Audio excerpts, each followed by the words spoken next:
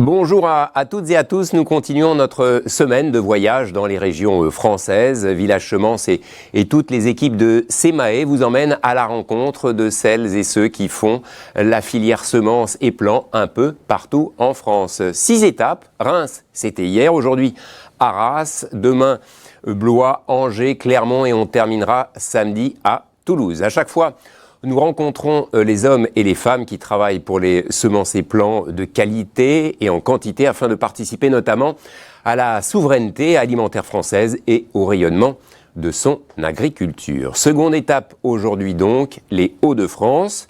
Les principales cultures pour avoir un petit aperçu, le blé, la betterave, le lin, les pommes de terre dont on va pas mal parler dans cette émission. Il y a également de grandes zones fourragères. Quelques chiffres côté semences, 7 entreprises de création variétale, 35 entreprises de production de semences, 35 collecteurs de plants de pommes de terre, 122 producteurs-vendeurs, là aussi, de pommes de terre. Enfin, on va compter à peu près 2800 agriculteurs multiplicateurs, soit 8% des agriculteurs. Quelques chiffres en surface de multiplication, parce que ça compte aussi, bien sûr, 18% des hectares français en céréales sont ici, dans la région, 19% en protéagineux, 83% en lin, le lin, on va aussi en parler dans cette émission, et 64% des hectares français en pommes de terre, encore une fois. On va parler donc de la pomme de terre. Nous sommes à Arras, très exactement à Achicourt, dans le laboratoire d'identification variétale du Comité Nord Plan de pommes de terre. Au programme également de ces quelques 2 heures d'émission, un focus sur le lin, un autre sur la conservation des variétés de plantes. Et nous parlerons aussi de la filière bio dans les Hauts-de-France. Allez, c'est parti. On commence avec 3 invités qui me font le plaisir d'être autour de ce plateau, donc dans ce laboratoire. Éric Nirdol, bonjour. Bonjour. Vous êtes le directeur du Comité Nord Plan de pommes de terre. Tout à fait. En face, on a Xavier Riquier, bonjour. Bonjour. Ah voilà, les micros, on me dit, voilà, vous prenez bien vos micros. Xavier Riquier, pardon, vous êtes responsable du laboratoire. Oui, tout à fait. Alors avec vous, on va faire un certain nombre de petites expériences pour comprendre clairement ce qui est fait dans ce laboratoire à propos des pommes de terre. Et puis, nous avons également David Auchard. Bonjour David. Bonjour. Alors vous êtes en bout de chaîne, ou vous travaillez du moins en partenariat avec ce laboratoire. Vous êtes agriculteur, vous êtes producteur de plants de pommes de terre, c'est ça? Oui, c'est bien ça, là, pas très loin d'Arras. D'accord. Jeune agriculteur, j'ai envie de dire? Vous êtes jeune en tout cas, mais déjà peut-être un ancien agriculteur dans le métier, on va dire. 5-6 ans d'expérience. D'accord, donc relativement jeune agriculteur. Éric, en 2 mots, on va essayer peut-être déjà de présenter ce laboratoire. D'une manière générale, qu'est-ce que c'est, à quoi il sert, un survol général, et puis après on va rentrer dans le détail. Ok. Donc ici vous êtes au Comité Nord dans ce qu'on qualifie de zone orange ici, c'est-à-dire que c'est une zone réservée aux analyses d'identification variétale. Il y a 3 zones sur le site et 70% des productions de plants passent par les analyses de ce laboratoire ici. Tout ce qui se produit en pommes de terre et en plants de pommes de terre dans la région, ça vient ici, on va le détailler pour voir si c'est sain, si c'est de qualité, si en gros tout est vert, c'est ça? Tout à fait. Donc il y a une partie analyse qui se fait au travers des différentes thématiques qu'on va développer ce matin. Et vous avez aussi en amont le rôle des inspecteurs terrain, puisqu'on a une quarantaine de personnes sur le terrain qui évoluent pour la surveillance et les inspections culture. D'une manière générale, en fait, ce sont toutes les équipes qui interagissent avec les producteurs de plants de pommes de terre, comme David, entre vos équipes qui vont sur le terrain pour contrôler, vérifier, faire des prélèvements pour voir que tous les plants sont sains et éventuellement déclencher un warning s'il y a un problème. Tout à fait. Donc en amont de la culture, puisqu'il y a des prélèvements de terre pour la surveillance de la qualité sanitaire des surfaces, jusqu'à la certification qui est délivrée pour expédier les plants vers de nouveaux horizons. Ce laboratoire existe depuis longtemps, ce système de contrôle sanitaire existe depuis longtemps, c'est déjà là depuis longtemps? Alors, le laboratoire ici est relativement récent puisqu'il a été construit en 2011 et mis en service en 2012. Bon, ça faisait suite à une grosse progression des surfaces depuis quelques années, mais les services officiels de contrôle existent depuis 1932 de mémoire, c'est ça. D'accord, donc ça fait pas mal de temps. On va, Antoine va nous remontrer, vous avez aperçu quelques images d'illustration qui montrent finalement que c'est un laboratoire, donc on va faire des prélèvements, c'est ça qui est fait. Alors on va même d'ailleurs expliquer très clairement avec vous en quoi ça consiste, mais on va revenir un petit peu sur les images pour bien comprendre quel est un petit peu le cheminement, si vous le voulez bien, Xavier, des analyses qui sont menées. On a une première série d'images, en fait, où on va voir des pousses, c'est ça, de plants de pommes de terre. Oui. Xavier? Donc là, c'est la multiplication des boutures de pommes de terre. Donc les boutures, entre guillemets, moi j'appelle ça les bébés pommes de terre. Donc c'est ce qui sert à faire les premières générations de plants. Donc ils sont faits en in vitro pour faire une multiplication très rapide. En un an, on va faire 500 000 boutures pour 240 variétés différentes. D'accord. Et ces boutures vont être livrées à des producteurs spécialisés qui ont des serres pour accueillir ces boutures. Ils vont faire une première génération de tubercules. Donc là, on voit la phase de coupe, de multiplication. Donc avec une bouture, on les coupe, on en fait 5 petites. Au bout d'un mois, à la repoussée, on en refait 5 et ainsi de suite à l'infini. Et donc cette méthode de multiplication est très sécuritaire d'un point de vue sanitaire puisque les plantes ne voient que de l'in vitro, il n'y a pas de contamination. Il n'y a pas effectivement de bactéries, d'insectes, etc. qui pourraient être dans la nature et Non. du coup, ils poussent de façon plus sûre.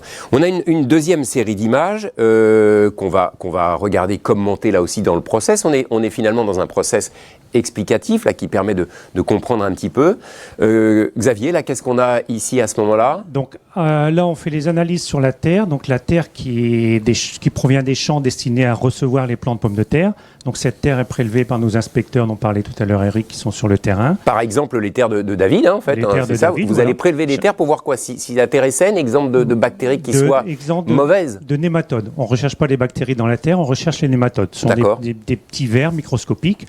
Et donc chaque parcelle de plant, chaque parcelle de David, on prélève des échantillons et on analyse. Donc on regarde en tamisant la terre, en la filtrant, en la passant dans des appareils pour la mixer. Et on récupère sur un filtre et on va regarder sur ce filtre la présence ou pas de kystes de nématodes. Donc ce sont des petites boules qui font 250 microns et qui contiennent ces larves qui vont parasiter la pomme de terre. Si on trouve un seul kyste dans l'échantillon, le champ est interdit à la production de pommes de terre. Ah oui, ça peut être effectivement assez sévère comme conséquence, quoi, finalement. C'est un parasite de quarantaine, donc voilà, interdiction de culture de pommes de terre. Et qu'est-ce qui se passe? Le champ est mis en quarantaine pendant combien de temps? Pendant un an, 2 ans, pendant 3 5 ans. 5 ans? Oui, donc pas de pommes de terre pendant 5 ans. Ensuite, le champ est suivi par les services régionaux de l'alimentation, les SRAL. Et si on retrouve à nouveau les kystes, c'est reprolongé pour 3 ans. Donc on est une région relativement saine, donc il y a très peu de champs qu'on trouve positifs, ça arrive mais c'est très rare.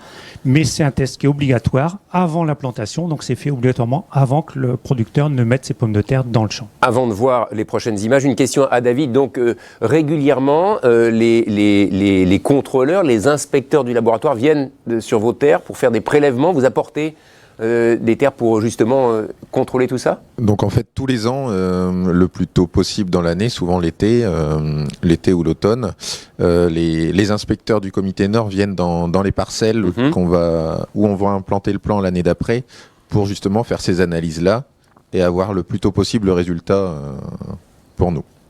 Et Eric, en fin de compte, c'est un process obligatoire, systématique vis-à-vis de l'ensemble des producteurs de plants de pommes de terre, ce schéma finalement. Oui, tout à fait. On réalise ça dans le cadre d'une prestation pour les services officiels de contrôle. Donc c'est une prestation effectivement obligatoire. Et il y a dans le cadre de cette approche prélèvement de terre, il y a 18 000 échantillons à peu près qui transitent au niveau des laboratoires ici. Alors bien évidemment, d'une année à l'autre, ça doit varier, mais il y a quoi? Chaque année, on va dire qu'il y a X producteurs, un petit pourcentage qui va se retrouver confronté à une problématique comme celle-là. Il y en a d'autres, bien sûr. Ça veut dire que voilà, chaque année, il y en a qui ont des go, no-go en fonction des prélèvements qui sont faits et des examens. Oui, tout à fait. Bon, la qualité sanitaire, comme le disait Xavier tout à l'heure, est relativement correcte chez nous. Hein. On n'a pas de zone vraiment où il y a des puits de maladies, où on trouve énormément de nématodes, etc. Donc, on va dire que c'est relativement exceptionnel, mais on a un devoir de surveillance et d'analyse du sol notamment. De toute cette partie sol. Xavier, on a une autre petite série d'images qui concerne, donc ça c'est une étape suivante, recherche je crois de bactéries. Si Antoine peut nous les montrer en régie. Donc là ici on a une petite plaquette avec, qu'est-ce qu'on a dessus Xavier? Alors dessus on a un échantillon de pommes de terre qui a été travaillé au laboratoire. Donc avec un échantillon prélevé par nos inspecteurs chez les producteurs de plants, chez les parcelles, après la culture. Et donc on va vérifier s'il y a présence de bactéries ou pas dans l'échantillon. Donc des bactéries pathogènes de la pomme de terre. Ce sont même des bactéries de quarantaine. Donc, des bactéries de quarantaine. De quarantaine. Ça veut dire que lorsqu'on en trouve, la parcelle, les pommes de terre sont mises en quarantaine. C'est un petit peu la vache folle qui arrive chez le producteur parce que les pommes de terre sont détruites, le champ est mis en quarantaine. D'accord. Donc on ramasse les pommes de terre, on les enferme, on les cloisonne et on les détruit. Et on les détruit évidemment. Voilà. Parce que c'est un parasite qui peut se conserver longtemps, qui peut faire des gros dommages. Et donc nous c'est des parcelles de plants. Donc une parcelle de plants va être répartie chez plusieurs agriculteurs. Donc avec un hectare on en fait 10. Donc on multiplie le pathogène par 10. Et donc c'est pour ça qu'il faut enrayer dès qu'on va le trouver. Donc on est encore une fois un territoire très sain. On a, je veux dire, ça fait plusieurs années qu'on ne trouve pas le pathogène, mais bon, on a, comme disait Eric, un devoir de surveillance. Oui, c'est le principe finalement du contrôle, de l'anticipation. Quand il y a un problème, on dit là il y a un problème, on isole, et c'est comme ça qu'on évite finalement des proliférations et des épidémies quelque part. Tout à fait. Ça coûte moins cher de prévenir et de faire les analyses que de guérir et de détruire des lots de pommes de terre. Bien sûr. Et donc c'est un test qui est aussi rendu obligatoire par les services officiels. On fait ça pour le compte des services officiels. Et donc ces analyses-là sont faites systématiquement à l'automne par le laboratoire d'analyse des pathogènes de quarantaine. Et on doit rendre les résultats d'analyse avant l'expédition, avant la certification des plants. David Auchard, vous en pensez quoi de tout ce qui est mis en place comme ça déjà, et on verra après une petite expérience qui est menée en complément, qui est mise en place pour vous accompagner dans la bonne production, dans la bonne gestion de vos cultures de plants de pommes de terre? Je dirais que c'est très rassurant pour nous, parce que justement, comme le disait Xavier, avec un hectare de plants de pommes de terre, on en plante 10 l'année suivante, donc on multiplie par 10 le problème. Donc voilà, c'est rassurant pour nous d'être suivis, de savoir le plus tôt possible s'il y a un problème, soit dans notre champ, soit sur le lot de pommes de terre qui va sortir du champ. Après, du coup, inversement, c'est un gros risque financier aussi, puisque tant qu'on n'a pas la certification du comité Nord ici, nos pommes de terre peuvent demain ne rien valoir. Voilà, il faut rappeler que vous avez besoin, comme vous dites, d'une certification. C'est ça qui vous donne l'estampille. Oui, vous pouvez commercialiser vos plants de pommes de terre. C'est ça finalement? Oui, tout à fait. Et au gré de toutes les analyses qu'on va pouvoir voir aussi avec la petite expérience de tout à l'heure, il y a quand même un peu moins de 3% qu'on qualifie de refus, c'est-à-dire de pommes de terre qui seront déclassées, qui ne pourront pas servir de plant. Il y a des points de comparaison. Quand vous dites 3%, effectivement, ça paraît pas énorme. Alors évidemment, David, quand ça vous tombe dessus, le 3%, là, c'est 100% pour soi. Mais ça, c'est la règle du jeu. Par rapport à d'autres régions, par rapport à d'autres pays, il y a des points de comparaison pour montrer, j'ai envie de dire, là, finalement, l'efficacité d'une méthodologie comme celle qu'on utilise ici dans les Hauts-de-France. C'est lié beaucoup à l'année. En fonction des conditions climatiques, on peut avoir des pathogènes, par exemple des pucerons, des virus qui vont se développer plus. Cette année, on a une année à virus, donc on a un peu plus de virus, un peu plus de déclassement. Ça peut être un peu aux régions, parce que le climat d'une région à l'autre peut changer. Par rapport aux autres pays, je pense que la France est, sans être chauvin, très bien placée. Et donc il y a d'autres pays où il y a beaucoup plus de casse, beaucoup plus de risques. Les normes sont européennes, donc tous les pays d'Europe ont les mêmes normes. mais le contrôle au niveau de la France est un des plus sévères, un des plus élevés. D'accord. Donc on a peut-être des taux de refus qui sont équivalents aux autres pays, mais avec une qualité sanitaire, je pense, qui n'est pas du tout à rougir des autres pays. Les évolutions climatiques, les changements climatiques, vous en avez à toucher un petit mot là, effectivement. Le fait qu'il fasse plus sec, plus humide, enfin les saisons ont tendance à être plus brutales encore, ça joue justement sur l'évolution des maladies, la présence de bactéries, de choses comme ça impacte, ça joue, vous voyez des choses ? Oui, bien sûr, ça peut jouer puisque les pathogènes s'adaptent et se développent en fonction des conditions climatiques. On a des pathogènes qui étaient plutôt du sud qui remontent chez nous, donc ce qui n'était pas vrai il y a quelques dizaines d'années. Et puis la pomme de terre doit s'adapter au stress hydrique, de la sécheresse. Enfin, David pourrait en parler. Et donc, faut s'adapter par les techniques, par les moyens de protection et par les variétés également. David, justement, vous voyez déjà en ces quelques années de production, 5-6 ans, vous disiez en préliminaire, c'est pas beaucoup non plus. Hein. Vous n'avez pas un historique très important, mais vous voyez des choses qui évoluent, vous en entendez parler, vous le constatez ? Oui, j'en entends parler, et puis je l'ai déjà constaté sur les 5 dernières années. Oui. Je dirais que le gros problème dans la production, c'est les à-coups climatiques. En effet, on disait, on a une culture à cycle court, et il faut qu'elle pousse le plus vite possible et le plus régulièrement possible pour qu'on puisse avoir un plan de qualité à la fin avec des calibres homogènes de tubercules. Et comment on fait pour s'adapter justement ? Voilà, il fait plus sec, il fait plus froid, ou il y a plus d'eau à un moment donné, on subit finalement, on arrive à s'adapter d'une façon ou d'une autre. Ça passe aussi par la génétique. Il y a des variétés qui tiennent plus facilement les coups de sec. Ensuite, du coup, on diversifie aussi notre panel variétal pour avoir des variétés plus natives. Je crois que vous avez une dizaine de variétés, vous, que vous cultivez, chez c'est moi, ça ? Oui, une dizaine de variétés, donc avec des variétés très différentes, des variétés hâtives, des variétés tardives, des variétés qui sur différents marchés. Donc ça permet finalement de diversifier vos sources de production et de diversifier les risques. Ça permet de diversifier les risques, parce qu'on se rend bien compte que ce n'est pas les mêmes variétés tous les ans qui pêchent. Le bon vieux dicton, il ne faut pas mettre tous les œufs, non pas tous les yeux, mais tous les œufs dans le même panier, là. Pas mettre toutes les mêmes pommes de terre dans le même champ, quelque Exactement, part. C'est un petit peu ça, en caricature. Avant d'arriver au commerce, on a la technique qui entre en jeu au niveau variétal. Et ça, c'est une façon de s'adapter. Xavier, on a devant vous donc des plants de pommes de terre et on a des petites éprouvettes. Alors, on va être pédagogique là aussi, on a vu des images tout à l'heure. Là, c'est quoi comme expérience que vous menez pour des producteurs comme David ? Concrètement, allez-y. Donc là, c'est les analyses virus, c'est-à-dire on recherche un des ennemis principaux de la pomme de terre, enfin du plant, c'est les virus. Alors, je vous rassure, c'est pas du Covid, et même une pomme de terre atteinte de virus, on peut en manger, il n'y a aucun souci pour D'accord. Il n'y a pas de problème. C'est juste nuisible pour le plant qui ne va pas se développer convenablement. Voilà. Le plant atteint de virus va pousser beaucoup moins bien, et donc si on replante du plant atteint de virus, les pieds vont pousser moins bien, il y aura une moins bonne production. Donc c'est pour ça qu'il y a des normes de certification. Là, on n'est pas sur un pathogène de quarantaine, on est sur ce qu'on appelle un pathogène de qualité. Donc il y a une tolérance. Donc le lot ne va pas être forcément refusé, mais il va être classé en fonction du taux de virus. D'accord. Donc là, on a des plants, d'où est-ce qu'ils viennent ces petits plants-là ? Les échantillons, après culture, les échantillons quand tu es prélevé chez le producteur. Donc là, ça a été par exemple prélevé chez David, mais c'est pas cela, voilà, mais on est chez un producteur, donc ça arrive ici. On les fait pousser en serre. Donc ça demande 1 mois pour que ça pousse en serre, pour avoir des plantes.